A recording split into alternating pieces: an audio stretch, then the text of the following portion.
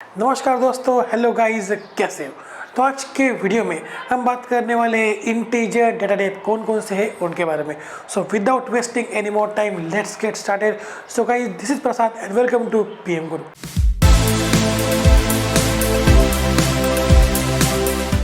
So guys, अब हम आ चुके हैं मेरे कंप्यूटर स्क्रीन के ऊपर और मैंने व्हाइट बोर्ड को भी ओपन कर लिया है। तो आज का टॉपिक है हमारा इंटीजर्स। तो आज हम देखने वाले हैं what is integers, integer data type कौन कौन से होते हैं उनके बारे में। ठीक है, तो पहली बात तो न्यूमेरिक डेटा टाइप और टेक्स्ट ये अलग अलग चीज़ें हैं। ठीक है, देखो स्ट्रिंग के अंदर ना नंबर्स आ सकती है, जैसे कि PM-98, तो ये हो सकता है। ठीक है, बट नंबर्स के अंदर आप कैरेक्टर्स को ऐड नहीं कर सकते। नंबर्स सिर्फ नंबर्स होते हैं, जैसे कि 0, 1, 10, 20, 100, 200, 300, 3.7, 4.7। ओके, तो text and numbers are different. Okay, तो अगर आपको नंबर्स को स्टोर करना है किसी कॉलम के अंदर, तो हमारे पास बेसिकली दो टाइप्स है जिसकी मदद से हम नंबर्स को स्टोर कर सकते हैं। पहला है इंटीजर, दूसरा है फ्लोट। ठीक है, मतलब कि नंबर्स के बेसिकली दो टाइप्स होते हैं। फर्स्ट होता है इंटीजर, दूसरा होता है फ्लोटिंग पॉइंट नंबर्स। आज की वीडियो में हम जानने वाले हैं कि इंटीजर क्या होता है। देखो, अगर आपने कौन सी भी लैंग्वेज पढ़ी है, C++, जावा या फिर PHP, कुछ भी देख लो, आपको इंटीजर टॉपिक कहीं ना कहीं पे तो आया ही होगा। ठीक है, तो आज के वीडियो में हम बात करने वाले हैं what is integers. Okay, numbers को स्टोर करने के लिए हमारे पास दो टाइप्स है, एक है इंटीजर, दूसरा है फ्लोट। ठीक है, तो फ्लोट हम यूज़ करते हैं फ्लोटिंग पॉइंट डेटा को स्टोर करने के लिए, बट आज हम देखने वाले इंटीजर क्या है। ठीक है, तो चलते हैं व्हाट इज़ इंटीजर। तो मैं आता हूँ नीचे। ठीक है, तो ओके, तो इंटीजर क्या है? Whole numbers with no decimal points. मतलब कि जो कोई भी होल नंबर्स होते हैं ना, जैसे कि 0 हो गया, 2 हो गया, 5 हो गया, -10 हो गया, -200 हो गया। ओके, जैसे कि 1 लाख हो गया। ओके, तो ये सब जो है ये होल नंबर्स है। और फ्लोटिंग पॉइंट नंबर्स और फ्रैक्शन नंबर कौन कौन से होते हैं? -2.5, 0.9, ये डैश नहीं है। ओके, ये पॉइंट है, मुझसे ज़्यादा बड़ा हो गया। ठीक है, तो 0.9 फ्लोटिंग पॉइंट नंबर है। 3/4 यानी कि 0.75 एक फ्लोटिंग पॉइंट नंबर है। ठीक है, जहाँ पे पॉइंट आता है ना, उसको हम कहते हैं फ्लोटिंग पॉइंट नंबर्स। ठीक है, और जहाँ पे पॉइंट नहीं आता, होल नंबर्स होते हैं, उसको हम कहते हैं इंटीजर्स। ठीक है, तो इंटीजर्स क्या है? Whole numbers with no decimal points. ये बहुत सिंपल है। Integers and floating point numbers आप बचपन से सीखते आ रहे हो। ठीक है, तो इंटीजर क्या समझ में आ गया?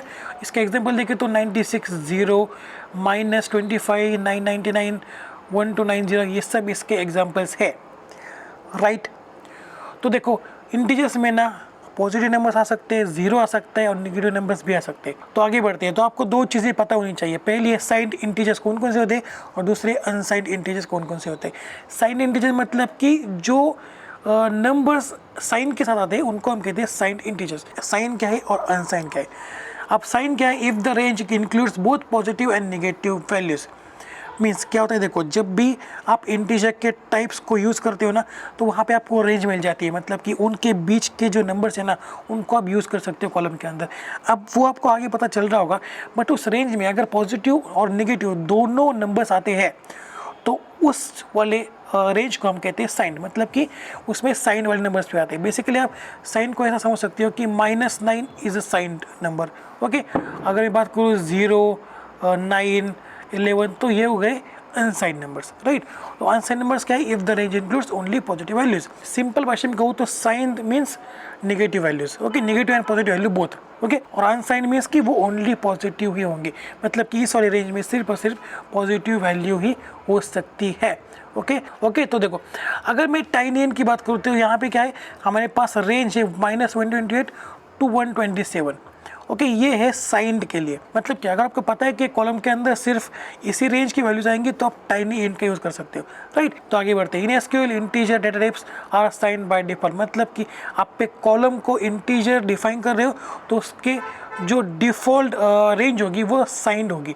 मतलब कि अगर मैं टाइनी एन की बात करूँ तो यहाँ पे -128 to 127 ये इसकी डिफ़ॉल्ट रेंज होगी। उसके बाद अगर आपको पॉजिटिव नंबर्स को यूज़ करना है, यानी कि अनसाइंड रेंज को यूज़ करना है, तो आपको आपकी क्यूरी में मेंशन करना होगा।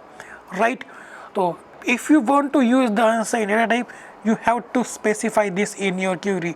अब ये कैसे होगा वो हम जब टेबल को क्रिएट करेंगे तब देख रहे होंगे। ओके, तो अब देखते हैं कि वो कौन कौन से टाइप से जो आते हैं हमारे इंटीजर के अंदर, ठीक है। तो इंटीजर के अंदर हमारे पास बहुत सारे टाइप्स हैं, ठीक है। तो इस टेबल को देख के बिल्कुल भी टेंशन लेना नहीं है, ठीक है। हमारे पास पहला टाइप है वो है टाइनी इंट। तो ये जो इंटीजर का टाइप है ये लेता है 1 बाइट मेमोरी, ओके। और इसकी जो रेंज है ना वो है -128 to 127। मतलब कि देखो, अगर आपको पता है कि आपके कॉलम के अंदर सिर्फ 100 तक की वैल्यू आ सकती है, इस रेंज के बीच की कोई वैल्यू आ सकती है, उससे अलावा नहीं आएगी, तो आप टाइनी इंट का यूज़ कर सकते हो जो सिर्फ और सिर्फ 1 बाइट मेमोरी लेगा। तो ये जो रेंज है ना ये साइन रेंज है, ठीक है। अगर आप चाहते हो कि पॉजिटिव वैल्यूज ही आए तो आपको वहाँ पे मेंशन करना होगा कि वो अनसाइंड है, ओके। तो इसकी जो रेंज है वो है 0 to 256। तो दूसरा टाइप हमारे पास है वो है स्मॉल इंट। ये 2 बाइट मेमोरी लेता है जिसकी रेंज है -32,768 to 32,767। ये अनसाइंड रेंज है, ठीक है। उसके बाद पॉजिटिव रेंज क्या है 0 to 65535, ओके। मतलब कि अगर आपको पता है कि आपके कॉलम के अंदर थाउजेंड्स में वैल्यू आ रही है तो आप स्मॉल इंट का यूज़ कर सकते हो, ठीक है। समझ में आ रहा है? देखो, अब आप कंफ्यूज मत होना कि आपको ये रेंज ध्यान में रखनी पड़ेगी, नहीं, आपको सिर्फ सिनेरियो ध्यान में रखना है, ठीक है। तो उसके बाद बात करते हैं मीडियम इंट की। तो मीडियम इंट किसके लिए यूज होता है? अगर आपकी वैल्यू लैक्स में है तो आप इसका यूज़ कर सकते हो, ये इसकी रेंज है। और अगर इसकी अनसाइंड रेंज की बात करूँ तो 0 to 16 लाख तक की जाती है, ठीक है। उसके बाद आता है सबसे फेमस टाइप, वो है इंटीजर, ठीक है, इंट। तो कॉमनली अगर आप सीख रहे हो, अगर आप कोई कॉलेज में हो तो आप बेसिकली इंट का यूज़ करते हो, ठीक है। ये आप ज़्यादातर नहीं यूज़ करते। अब क्योंकि ये ज़्यादा पता ही नहीं होता बहुत सारे लोगों को, ठीक है। बट ये मैंने आपको क्यों बताया कि अगर आप कोई जॉब पे हो, अगर आप कोई डेटाबेस को मैनेज कर रहे हो तो वहाँ पे आपको साइज़ का भी ध्यान रखना होता है, ठीक है। मतलब कि मेमोरी एलोकेशन का भी आपको वहाँ पे ध्यान रखना होता है। तब आप टाइनी इंट का यूज़ कर सकते हो, स्मॉल इंट का यूज़ कर सकते हो, अगर आपको पता है कि आपके जो नंबर्स है वो स्मॉल है, ठीक है। तो इंट की बात करें तो यहाँ पे हमारे पास बहुत बड़ी रेंज आती है, ठीक है। यहाँ पे 1 2 3 4 5 6 7 8 9 10, ठीक है। मतलब कि अगर आपका कोई फ़ोन नंबर है तो उसको स्टोर करने के लिए आप इंटीजर का यूज़ कर सकते हो। तो इंट जो है वो बहुत ही फेमस टाइप है इंटीजर का, बहुत सारी जगह पर इंट का ही यूज़ किया जाता है, ठीक है। और ये जो है ना ये 4 बाइट मेमोरी कंज्यूम करता है। और मीडियम इंट जो है वो 3 बाइट लेता था, मैं बताना भूल गया, ठीक है। तो इंट क्या करता है कि 4 बाइट मेमोरी लेता है जिसकी रेंज है माइनस, ये कितना है अभी मुझसे पढ़ा भी नहीं जा रहा, ये इतना बड़ा नंबर है, ठीक है। तो आप इसको देख लेना ये कौन सा नंबर है और मुझे कमेंट में बता देना। और अब इसकी अनसाइंड रेंज की बात करें तो वो है 0 से लेकर इस नंबर तक, ठीक है। और उसके बाद आखिरी हमारा टाइप है वो है big int, okay. Big int क्या करता है कि 8 बाइट मेमोरी लेता है। मतलब कि इन सब में सबसे ज़्यादा मेमोरी और सबसे बड़ा नंबर स्टोर करता है आपका बिग इंट, ठीक है। तो ये इसकी रेंज है, आप जाके चेकआउट कर सकते हो ये कौन सी रेंज है, ये बहुत बड़ी रेंज है, ओके। तो समझ में आ रहा है बिग इंट क्या है। अगर आपके पास बहुत बड़ा नंबर है तो आप बिग इंट का यूज़ कर सकते हो, बेसिकली इसकी ज़रूरत पड़ती नहीं है, ठीक है। तो आगे बढ़े तो हमारे पास एक सवाल है कि why not just use big int all the time. मतलब कि अगर बिग इंट सब इंटीजर टाइप्स का काम कर सकता है, मतलब कि ये जो रेंज है ये इन सब का काम कर सकती है, तो क्यों ना हम ऑलवेज बिगिन का यूज़ करें। तो इसका जवाब ये है कि आप अगर सीख रहे हो तो इसका यूज़ कर सकते हो हर जगह पे। बट अगर आप कोई कंपनी में हो, अगर आप कोई डेटाबेस मैनेज कर रहे हो, बहुत बड़ा डेटाबेस मैनेज कर रहे हो, तो वहाँ पे आपको जो है वो मेमोरी का भी ध्यान रखना होता है। तो वहाँ पे मेमोरी को बचाने के लिए, मेमोरी का ध्यान रखने के लिए आप इन टाइप्स का यूज़ कर सकते हो। तो एक और बात है कि अगर आप बिगिन हर बार यूज़ कर रहे हो तो जो टाइम है वो ज़्यादा लेगा आपकी क्यूरी एग्जीक्यूट होने के लिए। तो आपको आपके सिचुएशन के हिसाब से ये सब यूज़ करने हैं, ठीक है। तो एक और बात कि आपको इन रेंज का रट्टा नहीं लगाना है, ठीक है। आपको सिर्फ ध्यान में रखना है कि अगर आपका नंबर छोटा है तो आप स्मॉल इंट का यूज़ कर सकते हो, अगर आपका नंबर बड़ा है, अगर आप फ़ोन नंबर स्टोर कर रहे हो तो आप इंटीजर का यूज़ करो, अगर आपका नंबर बहुत बड़ा है, करोड़ में है, लाखों करोड़ में है, तो आप बिग इंट का यूज़ करो, ठीक है। तो गाइस मुझे पता है आपको क्वेश्चन का आंसर पता चल चुका होगा कि क्यों हम बिग इंट यूज़ नहीं करते। क्योंकि आपका जो एग्जीक्यूशन स्पीड है वो कम हो जाएगा और मेमोरी हर डेटा वैल्यू के लिए ज़्यादा लगेगी, ठीक है। तो इसीलिए हम बिग इंट नहीं यूज़ करते। हाँ, जहाँ पर इसकी ज़रूरत है वहाँ पे हम यूज़ कर रहे होते। ओके, तो आप क्या करते हैं, एक एग्जांपल देखिए, ठीक है। अगर ये बात करूँ एज कॉलम की, ठीक है, अगर बात करूँ एज कॉलम की, तो एज कॉलम के लिए कौन सा डेटा टाइप इंटीजर का सुटेबल होगा वो देखते हैं, ठीक है। तो ऊपर आते हैं। अब मुझे एक बात बताओ, क्या इंटीजर 32,000 वेरी करेगी, मुझे नहीं लगता, ठीक है। ये जो रेंज है टाइनी इंट वाली 0 to 256, इसके अंदर जो है वो लगभग सारे एज जो है वो कवर हो जाएंगी, सब स्टूडेंट की, सब एम्प्लॉयज़ की एज जो है वो कवर हो जाएगी। तो अगर आपको एम्प्लॉय, स्टूडेंट, इनके लिए एज के लिए कॉलम आप वहाँ पे तैयार कर रहे हो तो आप टाइनी इंट का यूज़ यहाँ पे कर सकते हो, ठीक है।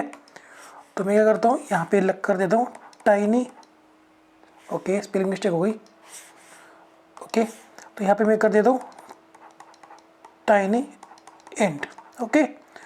तो देखो टाइनी इंट की जगह आप स्मॉल इंट का यूज़ भी कर सकते हो, कोई दिक्कत वाली बात नहीं है, वो भी ज़्यादा मेमोरी नहीं लेगा, ठीक है। बट आप यहाँ पे इंटीजर का भी यूज़ कर सकते हो। अगर आप सीख रहे हो, अगर आप कोई ट्यूटोरियल देख रहे हो, अगर आप प्रोजेक्ट कर रहे हो खुद से, तो आप इंटीजर का भी यूज़ कर सकते हो, मतलब कि इस इंट का भी यूज़ कर सकते हो, ठीक है। बट मेरा ऐसा कहना है कि अगर ये टाइनी इंट से काम हो रहा है तो बिग इंट के पास जाने की आपको ज़रूरत नहीं पड़नी चाहिए, ठीक है। एक और एग्जाम्पल देखें तो अगर मैं बात करूँ पॉपुलेशन की, हर एक कंट्री की पॉपुलेशन की, ठीक है। तो पॉपुलेशन के लिए जनरली वो बिलियंस में होगी, राइट। तो हम इंट या फिर बिग इंट का यूज़ कर सकते हैं, ठीक है। तो यहाँ पे मैं करूँगा इंट, या फिर हम बिग इंट का भी यूज़ कर सकते हैं। तो देखो यहाँ पे हमने एग्जाम्पल देख लिया, ठीक है। बट हमने अभी तक इसका प्रैक्टिकल नहीं देखा, क्यों? क्योंकि आपको अभी तक टेबल को क्रिएट करना नहीं आता, ठीक है। जब हम टेबल को क्रिएट करना सीख रहे होंगे तब हम एक ऐसा टेबल क्रिएट कर रहे होंगे जिसके अंदर लगभग सारे डेटा टाइप्स का यूज़ हम कर रहे होंगे, ठीक है। टेंशन बिल्कुल भी मत लेना, और अगर कुछ डाउट हो तो मुझसे कमेंट बॉक्स में पूछ सकते हो, ठीक है। और इस व्हाइट बोर्ड की कॉपी जो है वो मैं गूगल ड्राइव के ऊपर डाल दूंगा, आप जाके डिस्क्रिप्शन बॉक्स से डाउनलोड कर सकते हो। So that's it for today guys. अगर वीडियो पसंद आती हो तो वीडियो को लाइक कर दो, नए हो तो चैनल को सब्सक्राइब कर लो और बेल आइकन को जरूर से प्रेस कर देना। तो मिलते हैं अगले वीडियो में, तब तक के लिए see you, have a good day and bye bye.